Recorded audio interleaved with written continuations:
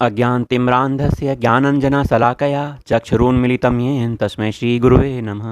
हे कृष्ण करुणा सिंधु दीनबंधु जगतपते गोपेश गोपिकाकांत राधाकांत नमस्तुते। तप्त कांचन गौरांगी राधे वृंदावनेश्वरी वृषभानुसुते देवी प्रणमामि हरिप्रिये। वाञ्छाकल्पतरुभ्यश्च कृपा सिंधु एव च पतितानां पावनेभ्यो वैष्णवेभ्यो नमो नमः। कृष्णाय वासुदेवाय हरिये परमात्मने प्रणतक्लेशनाशाय गोविंदाय नमो नमः। जय जय श्री राधा वल्लभ श्री हरिवंश। आज के दिव्य सत्संग में पूज्य प्रातः स्मरणीय श्री देवराहा बाबा जी के बारे में थोड़ी सी चर्चा की जाएगी और देवराहा बाबा जी का वह दुर्लभ वीडियो आपको दिखाया जाएगा जिसमें आप देवराहा बाबा जी के दर्शन करेंगे और उनके श्रीमुख से दिव्य सत्संग को सुनेंगे। उससे पहले श्री राधा कृष्ण के चरणों की अनन्य शरणागति ही हमारे जीवन का एकमात्र लक्ष्य है। ये गोरे और सांवले चरण हमारे जीवन का परम साधन है, परम साध्य हैं। अर्थात साधन भी यही गोरे चरण हैं और साध्य भी यही गोरे चरण हैं। हमें इन्हीं गोरे चरणों की साधना करनी है, इनकी सेवा करनी है, इनका ध्यान करना है और प्राप्ति क्या करनी है? इन्हीं चरणों की प्राप्ति करनी है। अर्थात साधन भी यही है, साध्य भी यही है। इसके लिए हम क्या करें कि हमें यह गोरे चरणों की साधना भी प्राप्त हो और हम साध्य के रूप में गोरे चरणों को ही प्राप्त कर लें। इसके लिए केवल और केवल भगवान के नाम को पकड़ लें। भगवान के नाम को पकड़कर हम इन गोरे और सांवले चरणों को प्राप्त कर सकते हैं। किसका नाम? श्री राधा वल्लभ श्री हरिवंश। श्री राधा वल्लभ श्री हरिवंश, इस नाम को पकड़ लें तो हम सब कुछ प्राप्त कर सकते हैं। तो नाम के बल से हम भगवान को प्राप्त कर सकते हैं। इस कलयुग में नाम भगवान से बढ़कर है, क्योंकि अगर आपके पास नाम है तो संत महात्मा यही कहते हैं कि आपके पास भगवान है, आपके जीवा में भगवान है, आपके हृदय में भगवान है। अगर आप भगवान का नाम का जाप कर रहे हैं अपने जीवा से, अपने मन से, अपने हृदय से, तो आपके समीप भगवान हैं। भगवान आपसे दूर नहीं है, आप ही के पास, आपके अंदर ही हैं। तो नाम भगवान को पकड़ना है और भगवान साक्षात आपको दर्शन देंगे, आपको वो सब कुछ देंगे जो आपकी कामना हो। अगर भगवान अधिक रीझ गए तो आपकी सभी कामनाओं को में आपको अनासक्त कर देंगे उन कामनाओं में और अपने आप को दे देंगे। यही सच्चा प्रेम है भगवान का, यही सच्चा प्रेम है। चलिए देवराहा बाबा जी के बारे में थोड़ा सा जानते हैं। देवराहा बाबा जी भारत के बहुत ही दुर्लभ संतों में थे। इनके उम्र के बारे में, ये कितने वर्ष के थे, ये अभी अज्ञात है, क्योंकि कुछ लोग कहते हैं कि ये 250 साल जिए थे, कुछ लोग कहते हैं कि ये 500 वर्ष जिए थे। अब इसका प्रमाण ये है कि ये 100 वर्ष 200 वर्ष तो जिए ही थे। ये क्या है? राजेंद्र प्रसाद जी का एक वक्तव्य आता है। हमारे भारत के पहले राष्ट्रपति डॉक्टर राजेंद्र प्रसाद जी, जो 1950 ईस्वी में भारत के राष्ट्रपति बने थे, उनका एक कथन है कि मैं जब बहुत छोटा था, लगभग 8 साल तक का था, तब मैं अपने पिताजी के साथ देवराहा बाबा जी से मिलने गया था। तो देवराहा बाबा जी से जब वो मिलने गए थे तो देवराहा बाबा जी ने देख कर ही बता दिया था कि ये तो भारत का राजा बनेगा। और उनके कथन के अनुसार डॉक्टर राजेंद्र प्रसाद जब भारत स्वतंत्र हुआ, देश के प्रथम राष्ट्रपति बने। और जब वो राष्ट्रपति बने थे तो उनकी उम्र काफ़ी हो गई थी, 50 साल से ऊपर के थे डॉक्टर राजेंद्र प्रसाद। तो आप समझ सकते हैं कि उनकी उम्र कब कितनी थी। वहीं जॉर्ज पंचम जब भारत आए थे तो वो भी देवराहा बाबा जी से मिले थे। 1911 की बात है लगभग यह। तो देवराहा बाबा जी वास्तव में अधिक उम्र जिए थे इस धराधाम में। क्या कारण था कि उन्होंने अधिक उम्र जीवन को धारण किया था? वो पतंजलि योग में पारंगत थे, योग के ज्ञाता थे। योग में ऐसी शक्तियां हैं जिससे व्यक्ति अपनी उम्र को बढ़ा सकता है, जिसमें कुंभक एक ऐसी शक्ति है जिससे व्यक्ति अपने उम्र को बढ़ा सकता है। कुंभक में क्या किया जाता है? सांसों को रोक लिया जाता है, क्योंकि सामान्य व्यक्ति सांसें कितनी लेता है? 12 से 15 बार लेता है। कुंभक प्राणायाम में सांसों को 1 मिनट में 1 या 2 बार, या फिर 1 मिनट में 1 बार भी नहीं।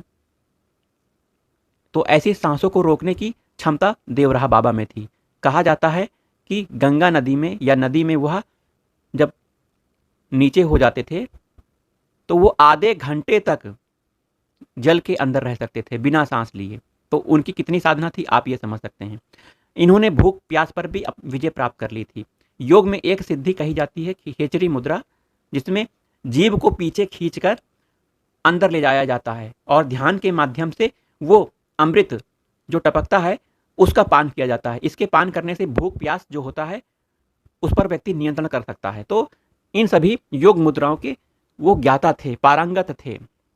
तो ऐसे संत महात्मा हमारे देश में जन्म लिए और इन्होंने हमारे देश को बहुत पवित्र किया। भारत को ऋषि मुनियों का देश कहा जाता है। ऐसे में हम आपको एक ऐसे दिव्य संत महात्मा के बारे में बता रहे हैं जिनकी कहानी सुनकर आप लोग हैरान हो जाओगे। इनका नाम देवराहा बाबा है। देवरिया जिले के से संबंधित थे। ये कर्मठ योगी थे, कर्मठ योगी। लेकिन यह अपने शरीर को 1990 19 जून के समय इन्होंने अपने शरीर को छोड़ा था। 1990, ज्यादा समय नहीं बीता हुआ है। देवराहा बाबा का जन्म उत्तर प्रदेश के देवरिया जिले में हुआ था। बाबा लोगों के मन की बातें बिना बताए ही जान लेते थे। जैसे एक बार राजेंद्र दास जी, परम पूज्य राजेंद्र दास जी, जो कि वृंदावन में मलुक पीठ के अध्यक्ष हैं और गायों की सेवा में अपना तन मन धन अर्पित कर रहे हैं, भगवान की कथा कह रहे हैं, भगवान की भक्ति कर रहे हैं।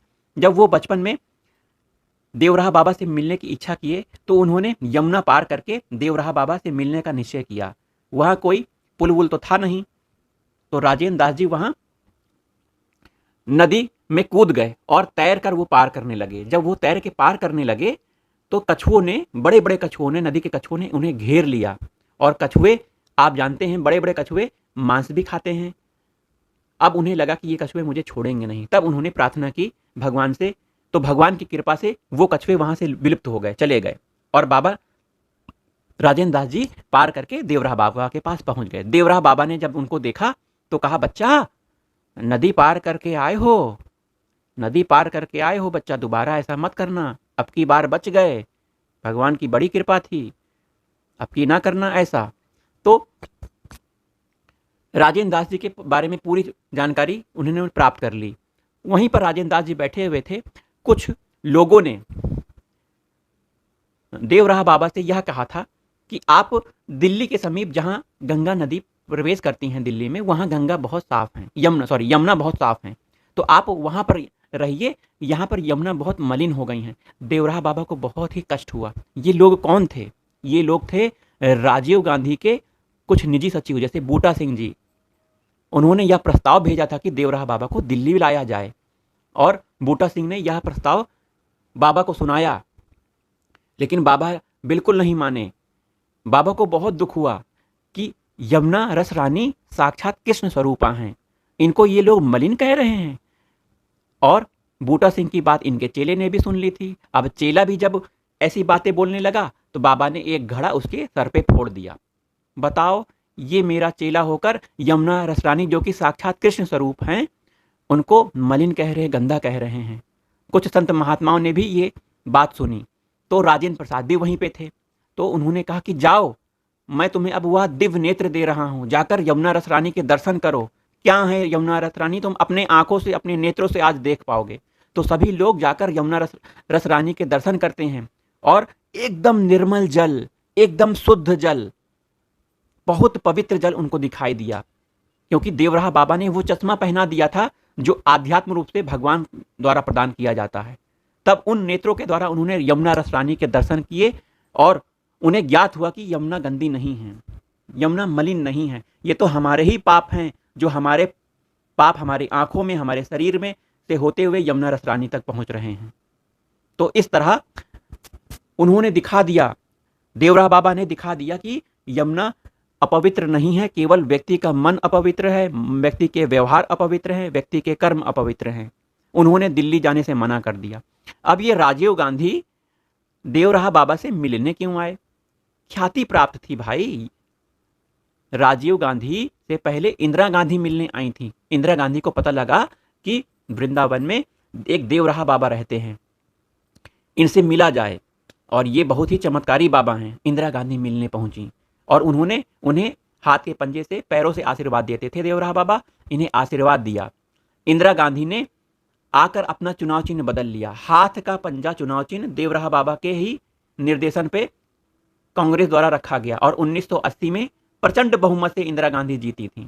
इसी क्रम में राजीव गांधी भी इनसे मिलना चाहते थे जब वह प्रधानमंत्री थे। अब प्रधानमंत्री जी ने अपना दौरा तो बना लिया कि देवराह बाबा से दर्शन करेंगे, देवराह बाबा के दर्शन करना है। दिल्ली से प्रोग्राम बन गया। अब हेलीपैड बनाया गया। हेलीपैड बनाया जा रहा था तो वहाँ एक बबूल का पेड़ था। अब उसे काटने का आदेश हुआ। देवराह बाबा ने रोका, क्या इसे पेड़ को काट रहे हो, इसे काटना नहीं है। तो उस अधिकारी ने कहा, बाबा यहाँ प्रधानमंत्री का आगमन हो रहा है और ये हेलीपैड बनाने के लिए ये पेड़ को काटना बहुत ज़रूरी है। अरे तुम्हारे प्रधानमंत्री आएंगे, तुम्हारे प्रधानमंत्री का नाम होगा, बेचारा ये पेड़ बिना मौत के मारा जाएगा। इस पेड़ को मत काटना, इस पेड़ से हम बतियाते हैं, ये सभी पेड़ से हम बतियाते हैं, हम बात करते हैं, इसको काटोगे तो ठीक नहीं होगा। बाबा ने ऐसा कहा। वो बेचारा बहुत परेशान हो गया अधिकारी, बाबा मैं क्या करूं, मेरी भी नौकरी का सवाल है। बच्चा चिंता ना कर, तेरे प्रधानमंत्री का आगमन रुकवा देता हूं, परेशान मत हो। तो 2 घंटे के बाद सूचना आई कि प्रधानमंत्री का आगमन कैंसिल हो गया। अब वो राजीव गांधी जी 1 हफ्ते के बाद आए और दूसरी जगह हेलीपैड बनाया गया। अब राजीव गांधी आते हैं, तुरंत थोड़ी ना मिलेंगे, बाबा हैं, सिद्ध संत हैं, दुनिया का जो ऐश्वर्य भोग को छोड़कर बाबा इसलिए तो बने हैं। प्रधानमंत्री आए, धूप में खड़े हैं, कभी एक टांग इधर करके, कभी एक टांग उधर करके। बाबा का जब मिलने का समय होगा तभी बाबा मिलते हैं। उसी समय बाबा मिले और राजीव गांधी को विदा किया। तो इस तरह देवराह बाबा बहुत चमत्कारी संत थे। बड़े बड़े प्रधानमंत्री इनसे मिलने आते थे। अटल बिहारी वाजपेयी इनकी शहादत पे पहुंचे थे। ऐसे दिव्य संत महात्मा हमारे इस धराधाम में प्रकट हुए थे। वृंदावन में आज आप जाएंगे, यमुना पार इनकी जो मचान बनी है, मचान जमीन से ऊपर इनकी बनी हुई है, इस पर बहुत अच्छा मंदिर बना दिया गया है, बहुत सुंदर मंदिर बना है, आप जाके उसका दर्शन करिए। ये मचान के ऊपर ही रहते थे। दिन में ये केवल थोड़ा सा दूध ही पीते थे और कुछ नहीं करते थे। इनकी शक्तियां ये थी कि ये लोगों की मन की बातें जान लेते थे, मन में क्या चल रहा है, लोगों को आशीर्वाद देते थे। मचान में प्रसाद था कि नहीं था, जो भी लोग आते थे मचान से जहां बैठे रहते थे वहां हाथ करते थे, प्रसाद हाथ में आ जाता था और वह प्रसाद भक्तों को दे देते थे। जिस पर ज्यादा प्रसन्न हो जाते थे उनको ज्यादा प्रसाद दे देते थे। अब ये प्रसाद उस मचान में कैसे आया? अब ये तो दिव्य संत महात्मा की कृपा है, उनके संकल्प मात्र से सभी प्रसाद उनके पास आ जाता था। वह जब चाहे जहां चाहे वो पहुंच सकते थे। उन्हें यह सिद्धि प्राप्त थी कि अगर उन्होंने चाहा कि मैं आज वृंदावन से बनारस जाना चाहता हूं, उन्होंने संकल्प किया, वो तुरंत सशरीर बनारस पहुंच गए। जो प्रयाग मेला लगता था इलाहाबाद में, आज भी लगता है, महाकुंभ, तो वो महाकुंभ भी जाते थे। जल से चलकर वह चले जाते थे, जल के अंदर वह संकल्प करके जल से सीधे पहुंच जाते थे। उनको ऐसी शक्तियां प्राप्त थी। वह दूर की बातें सुन सकते थे, सब कुछ कर सकते थे। और कहते थे कि कोई पूछे बाबा कैसे हैं तो वो बताना कि वो ईश्वर लीन हैं। गौ संरक्षण हेतु बहुत ही सजग थे। गौ की रक्षा करने के लिए उन्होंने बहुत से प्रवचन भी दिए, कार्य भी किए। उन्होंने यही कहा कि मनुष्य जीवन बहुत दुर्लभ है, मनुष्य जीवन को पाकर, मनुष्य शरीर को पाकर आत्मा को, भगवान को नहीं भूलना चाहिए, भगवान का हमेशा स्मरण करना चाहिए। यही दिव्य संत महात्मा आज हमारे धराधाम में अव्यक्त रूप से व्याप्त हैं। इस समय व्यक्त नहीं है, उन्होंने शरीर छोड़ दिया है, लेकिन वो अभी भी हैं, अव्यक्त रूप से हैं और हमें आशीर्वाद दे रहे हैं। हमें भगवान की भक्ति करनी है उनके कथनानुसार। ऐसे दिव्य संत महात्माओं को हमें उनके चरणों में साष्टांग प्रणाम करना है। उनके धराधाम में जाकर उनके उस मचान के तो दर्शन करने ही हैं जो वृंदावन धाम में है। वृंदावन धाम यमुना पार में है। चलिए पूज्य देवराह बाबा के उस दिव्य सत्संग का श्रवण लाभ लेते हैं, उनके दर्शन करते हैं, जो कि बाबा संसार में आज जो उथल पुथल मची है और भारत जैसे शांति प्रिय देश में जो कठिनाइयां इस समय समाज में पैदा हुई हैं, उसका निराकरण संतों के वचनों से हो सकता है। बाबा आपसे निवेदन है कि कृपया जनता को और भारत देश के लोगों को अपना संदेश देकर शांति बनाए रखने की बात कहें।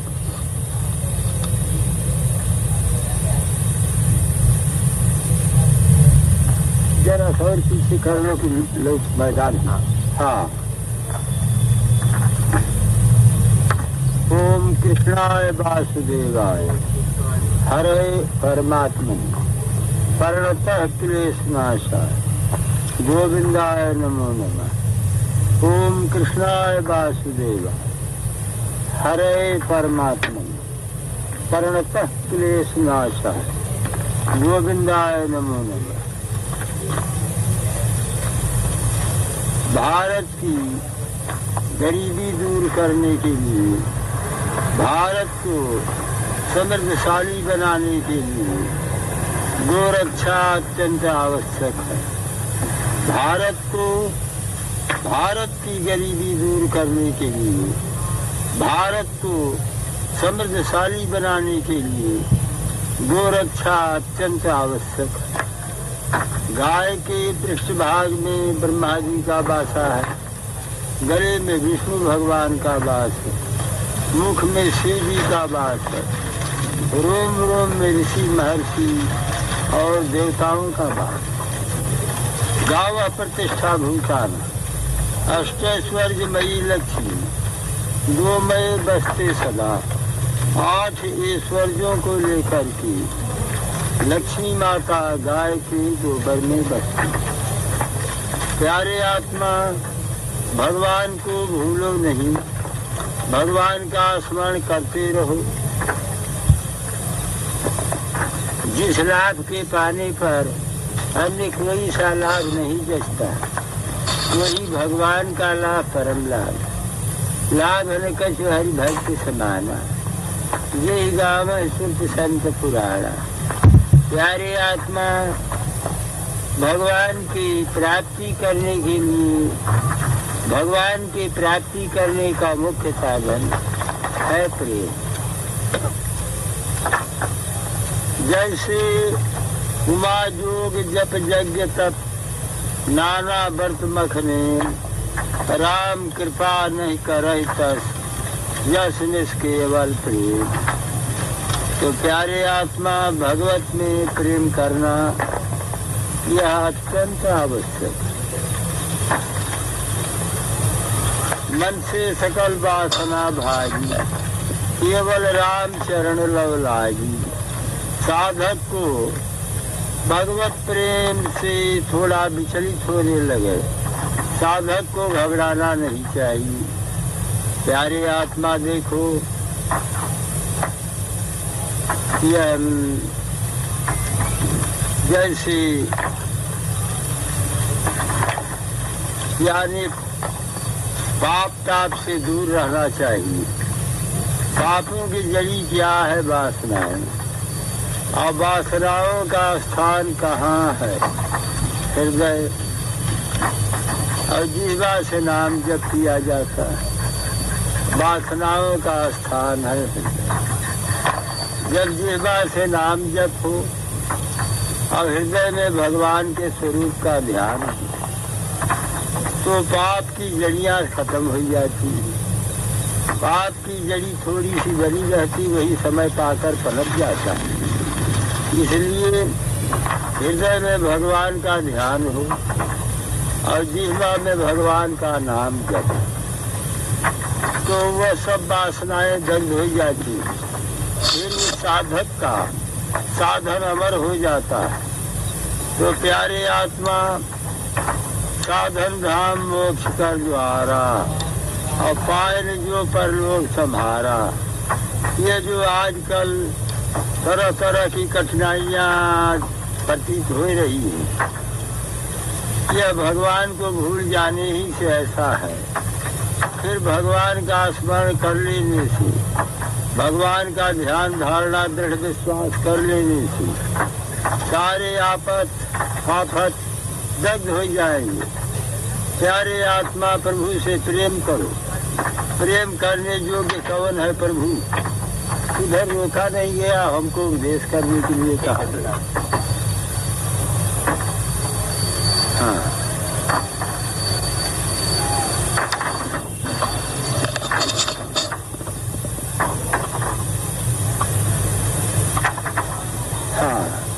प्रेमी प्रेम प्रेमास्पद कहने के लिए 3 वास्तव में सब एक देखत रहा उधर। अब हमको क्या काम कराओगे? प्रेमी प्रेम प्रेमास्पद कहने के लिए 3 वास्तव में सभी।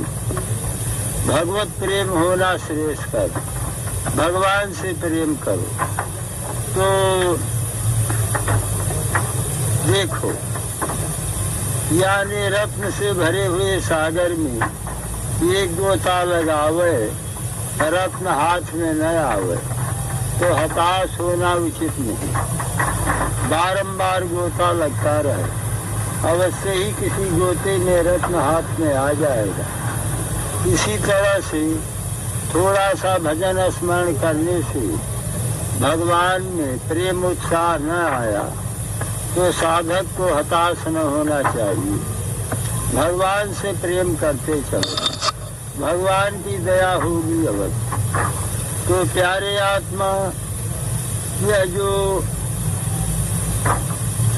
यानी उथल पथल है, देखो इतना धर्म का पालन करे तो शांति मिल जाए। धृति क्षमा दमोस्तेयम शौचमिंद्रिय निग्रह धीर विद्या सत्य मत क्रोधो दशकम धर्म लक्षणम।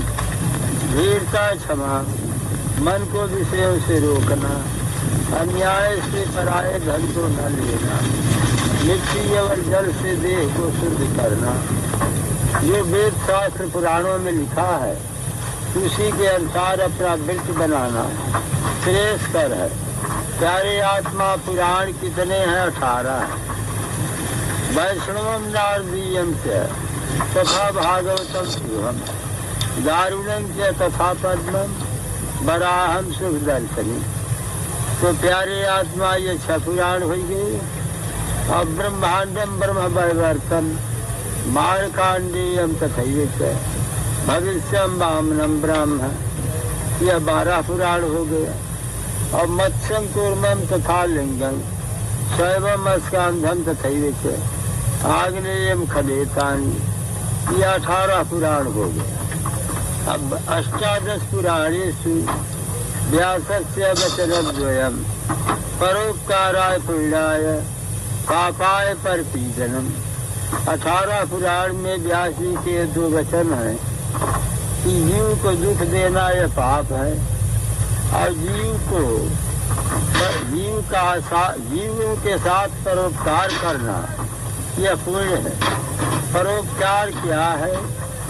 यह जीव अनादि काल से अपने स्वरूप को भूला हुआ है, इसको भगवान के सन्मुख कर देना, यही हित वार्ता और यही परोपकार है। व्यास जी ने व्यास स्मृति में बतलाया कि न रणे विजय छूरो ध्यानान्वित पंडित न वक्ता बाग पठुतेन न दाता चार सदानतः।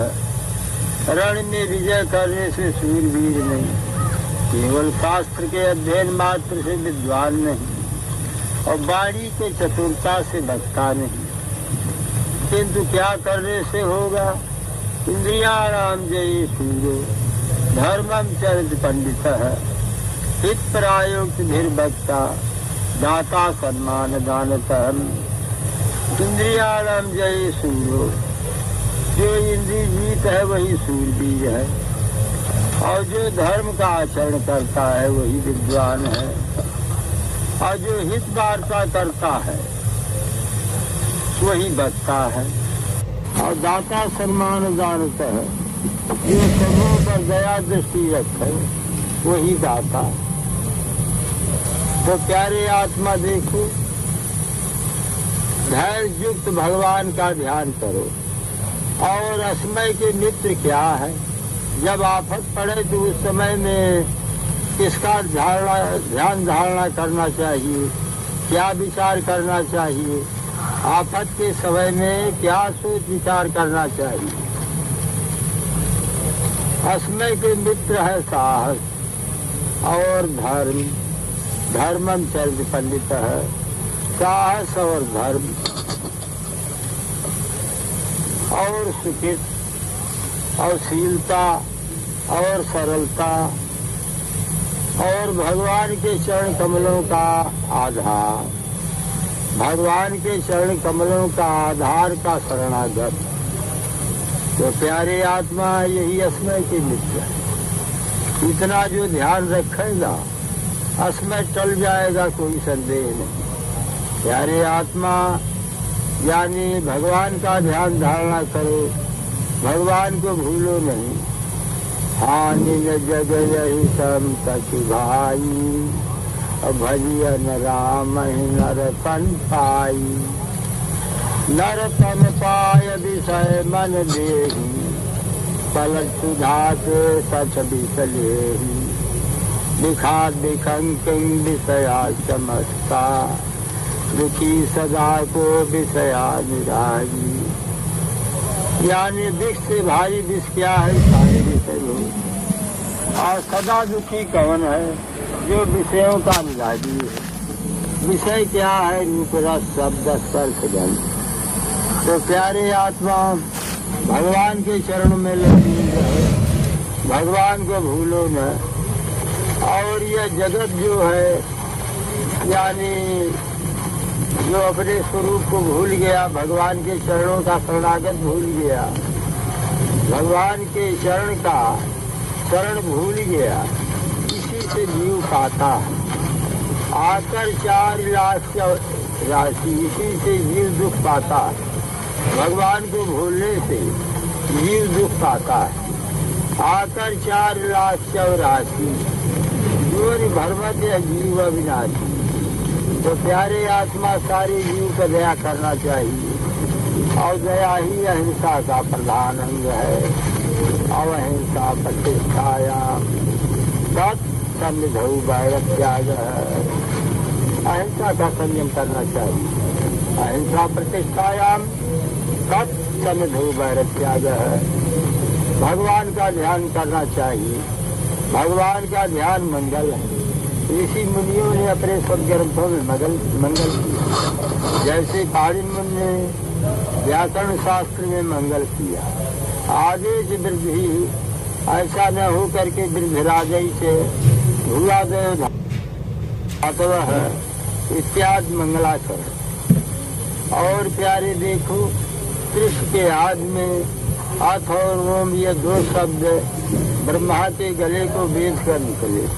मांगलिक जैसे खातो धर्म विद्याता, खातो धर्म व्याख्या श्यामा। अथ शब्दानुशासनम, कपिल मुनि प्रणीत सांख्य प्रवचन दर्शन का पहला सूत्र। अथ त्रिविद्योखात्यंत निवृत्त अत्यंत पुरुषार्थ है। तो प्यारे आत्मा भगवान को भूलो नहीं, भगवान के चरणों में लवलीन रहो। जो कुछ है सब भगवान है।